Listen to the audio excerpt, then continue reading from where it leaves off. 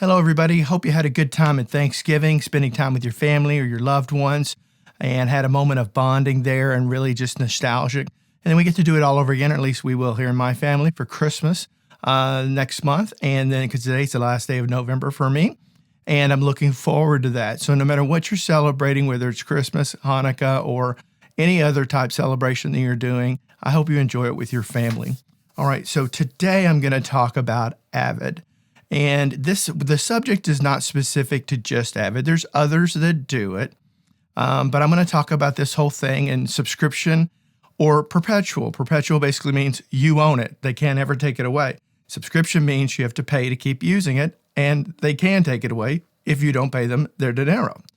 So I'm going to talk about the differences there and really get some thoughts, and look forward to seeing what I'm going to see in the comments about this, because I've made videos about this in the past, but this is going to take it from a different perspective. But before I do that, bear with me just for one quick moment while I do some quick housekeeping. I don't take sponsorships on this video. I sponsor my own videos with my side business called Artisan Woodshed. You can go to www.artisanwoodshed.com, and you'll see there where I make a lot of desktop studio enclosures for many popular control surfaces out there. And I also offer 3D printing for desktop stands for a lot of desktop units. And so I encourage you to go check that out. Who is Artisan Woodshed? Well, it's me. I'm a one-man show. I do it all by myself, with the exception of boxing up. Okay, my wife does that because you don't want me wrapping your Christmas presents. So whether it's the Faderport 8 or 16 series, or Avid's S1 of today, Avid's S1 or dock, and I've recently added SSL's UF8 series of control surfaces. You can see one here. I just shot a video on how to put this together. Here's one for that. This is in maple, I believe. Yep, maple. And I've started incorporating 3D printed parts on the back of the unit that secure it together. And so you can shake, rattle, and roll. It's not going anywhere. And then ultimately, if you want to add, like I've got a UC1 sitting out there on my dining room table, I'm going to design up the extension part to that. So let's say, for example, if you started with one UF8 and you wanted to add a UC1 to it, you would simply be able to retain the use of the side panels, right? And you'd be able to retain the use of those without having to kind of get rid of that one and buy a whole new one to make it fit that. And then you just go to my website and buy the the UC1 or the UF1 or another UF8 extension package. And then you use existing parts already. And then these are just 3D printed parts to add onto it to enable you to secure them. If you notice on the back of the UF8, it has these screws right here. They're an M3 screw, by the way. They're meant to be able to secure your feet to your unit. So I'm able to secure that directly. So, you can't pull that off even if you wanted to.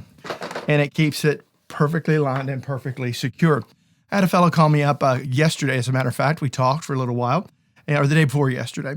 And he had recently purchased a Faderport 8 from PreSonus. And he's had it within the month period, and he wants to return. He feels like he needs to get a 16. Well, had he bought previously one of the, enclosures for the Faderport 8, he would have had to have sold that or done whatever with it and then buy a brand new one. So kind of reinvest that money. Well, this afternoon, I'm going to be shooting videos on how to install the 3D printed parts on the back of that. Whereas if you want to go from a UF8 to a UF16, you just go to www.artisanwoodshed.com and you buy the extension packets or extension pieces that are 3D printed, and you just convert that from an 8 to a 16. Really, it's that simple. I have the same thing going on for soft tubes control surfaces, whether it's the Console 1 or the Fader. Now, I'm only doing it in the MK3 versions because I simply I have to have those units in my hands to properly and effectively design something for them. And so kind of keep that in mind. But go to www.artisanwoodshed.com and check that out. And then lastly, I have an association with Sweetwater as well as Thomann over in Europe. If you choose to purchase anything whatsoever, no matter what it may be, you simply just click on that link, add whatever, a $2 thing or a $20,000 thing, I'll get a little cut of it. That's what keeps my opinion mine. No one can ever say that a gear manufacturer paid me to say something nice about their gear. Lord knows there's enough of that on YouTube as it is, and I want no part of it, and I've never done it since day one with this channel. I think going on about 3 years now. So let's get back to the subject at hand. Thank you for putting up with that, by the way. I think I've made it very clear over the years, I'm not a fan of Avid. I'm not a fan at all of the company. I think they abuse, your project studio users out there.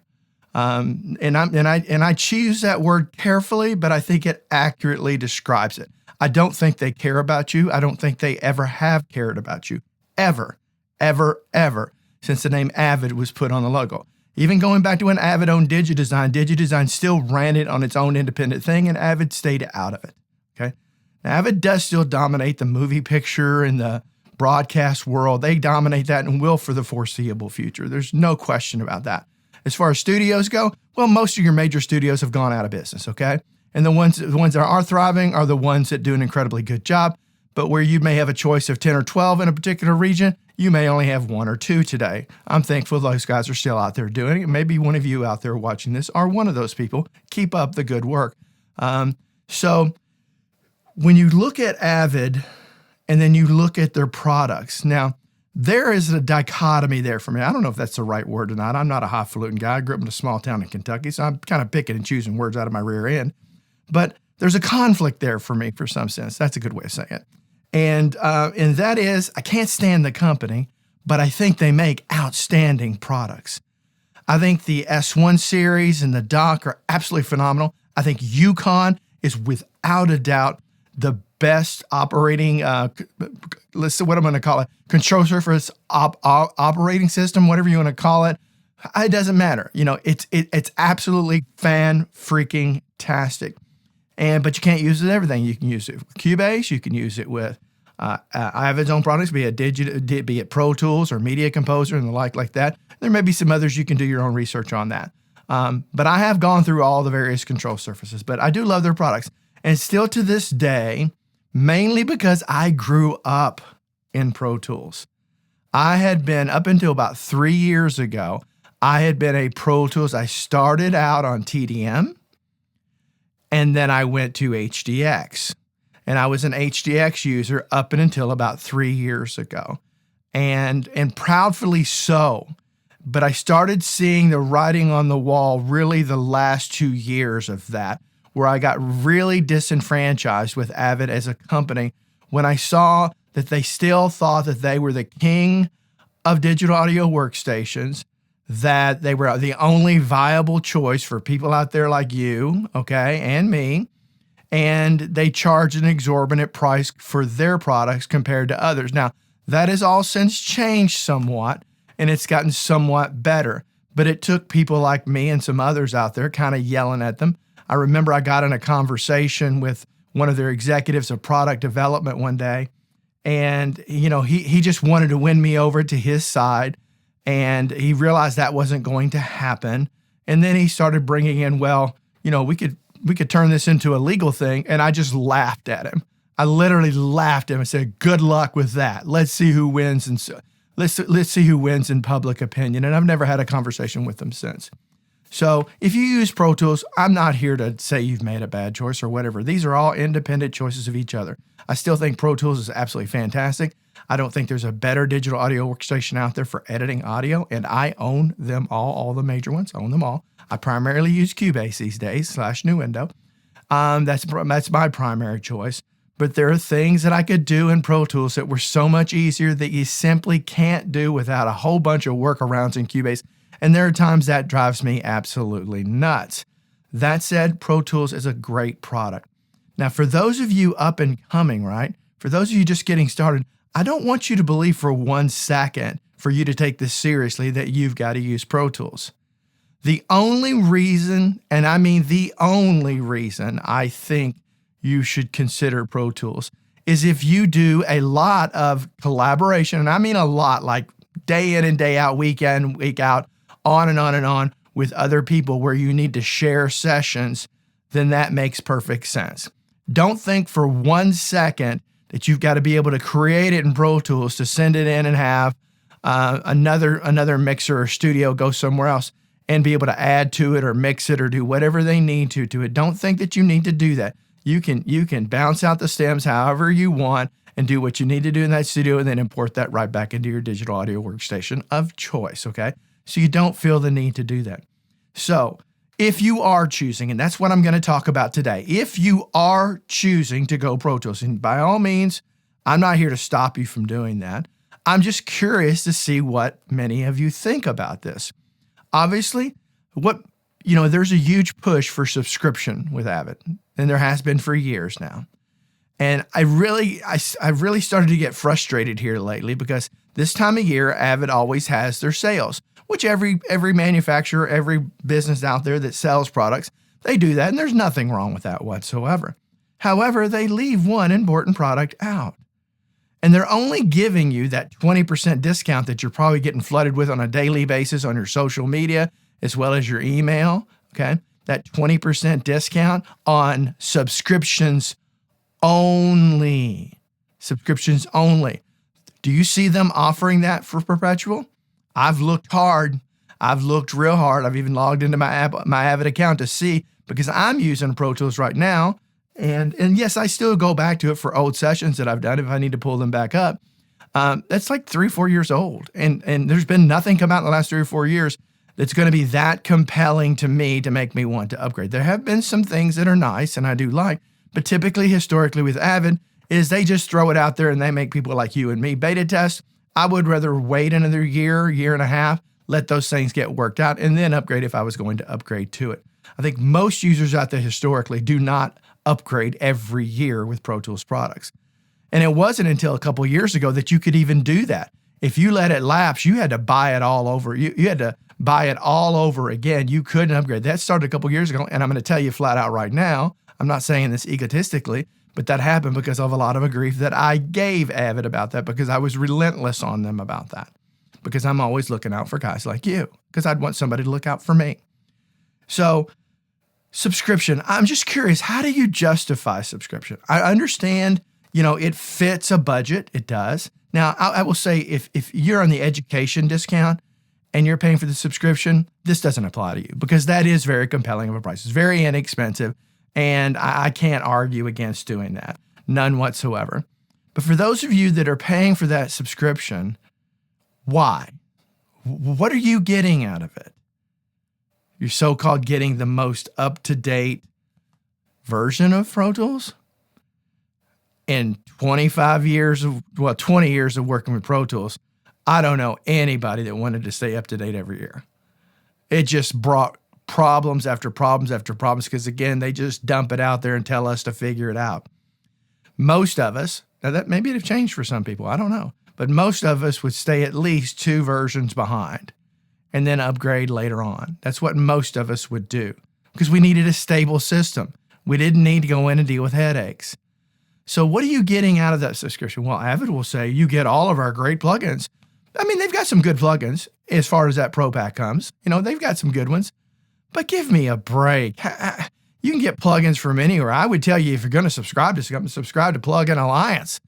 It's a heck of a lot better deal than paying for Avid's plugins, and you get a boatload more of them. I'm not advertising subscription. I'm not doing that. But you'd be better off, if you've got to do it one way or another, to do it that way and own Pro Tools. Now, you may say, well, Barry, I don't have the $500 or $600 that it takes to get into it. Okay, fair enough. Maybe you shouldn't be working with Pro Tools right now. Maybe you should get something like Studio One or Logic if you're on a Mac. Logic's only $200. You could do great freaking work with Logic. And, PreSonus always offers a free version of the Perpetual with Studio One if you buy one of their interfaces. Now, I've done some review of a couple of their interfaces, and I think the HD8 I thought was really great for its price. And so you get a free version after the first year. Well, a lot of people say, well, they don't give you the free version. No, you got to read it. Come on. You didn't do your homework. It says at the end of that year, then you go in and you will get the free version. You don't get to own it right out from the gate. They want you using it for a year. Okay? Otherwise, people would just go out and buy these things and get the free version and then sell them. And then sell the other version that they just got for free to somebody else. I don't know. There's all kinds of crazy stuff out there. But so, I think, look, if you just don't have that much money and you've got to use Pro Tools, maybe that's it. But I think it's like $30 a month or something. $30 or $33. I can't remember what it is. Last time I checked, it was $30-something a month. Every month. let's just keep it simple, $30, $360 a year, $720 every 2 years, $1,480 every 4 years. Please, sister, brother, please. How does that make any sense? It's so irrational because the majority of things you're going to come out with, most of you are never going to take advantage of. There are exceptions to that, and you power users out there, you're the exception to that for most people. The world's a big place, man. The world's a big place. You've got all kinds of people at different levels. Trust me, I interact with them all the time. It's one of the reasons I do this channel is I help those folks out. You and me, we already know what we're doing. I want to help the generation that's been doing it maybe a little while or just getting started or maybe needs to fine-tune their thought process. So I'm going to ask you, does that make sense? Because if they truly cared about you as a customer, I'm speaking to you perpetual owners right now, me being one of them. If they truly cared, they'd offer you that same 20%. They wouldn't be trying to continuously year after year now to shove that subscription down your throat. Why? Because it's a constant revenue stream for them. All of a sudden, you fall on hard luck, you fall on bad times, you created a lot of music, and all of a sudden you can't afford to pay that monthly subscription or whatever, and then bam, you're out of luck. Now, some people are going to chime in and say, well, it's a business expense and I can write it off. I'm not freaking talking to you. I'm not talking to you. And just because, first of all, I have 3 businesses. And just because you write it off does not mean it's free. It doesn't mean that you're spending nothing. You just get to write off a small percentage. So you don't really get that much money back when you write it off. Okay? Now, if it's a capital expense, you get a pretty big cut after in the first year and the first year only. Use my example, Artisan Woodshed and all my wood shop tools and things like that. Those are considered capital expenses. Your little Pro Tools action is not the capital, my friend. It is not a capital expense. Okay. Sorry if I got too much there for a lot of you. But ask yourself, why? I'm going to give you advice. You can take it or you can leave it. We can respectfully agree to disagree. I can't make your choices for you. Only you can make them. But if I were in your shoes and I were subscribing to Pro Tools, I would either find a way, if I really felt like I needed to continue using it, to get a perpetual version. And if I couldn't, I'd switch to another digital audio workstation that I paid outright for, like Logic as an example, if you're a Mac user. I haven't had to pay an update on Logic, and I can't even remember the last time. I don't even know if they even do it at all anymore. I don't think they do. But use something else until you can afford it. Will there be a slight learning curve difference? Yes. Hey, you figure Pro Tools out, you can figure anything out, okay? But I would drop it like an abusive girlfriend who just wants to complain about you. Send her packing, brothers and sisters. Send her packing, okay? Get somebody who really cares about you, wants to be with you, not somebody who wants to take advantage of you. You understand the little storyline there, correlation? I kind of came up with that off the top of my head. Pretty good, huh? Anyway, get out of the subscription. Drop them today. Today. Get all your mixes, print out all your stems, all your tracks. If you don't know how to do that, there's plenty of videos on how to do that. Print out all your stems. Get them on a separate hard drive. Get them organized so you're not missing anything, okay?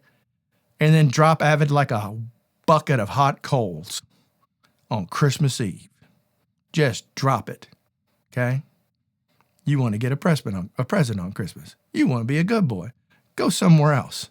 Go try something else out. You may find you may like it better. But other than that, if you got the money, buy perpetual if you got to stay Pro Tools. Otherwise, don't have anything to do with it. You can sit and wait 3 and 4 years and then upgrade, spend $200 and get the most recent version in 3 or 4 years, okay? Which is what most people have done over the last 20 years, okay? Including me. All right, till next time, hope all of you have a great day. Bye-bye.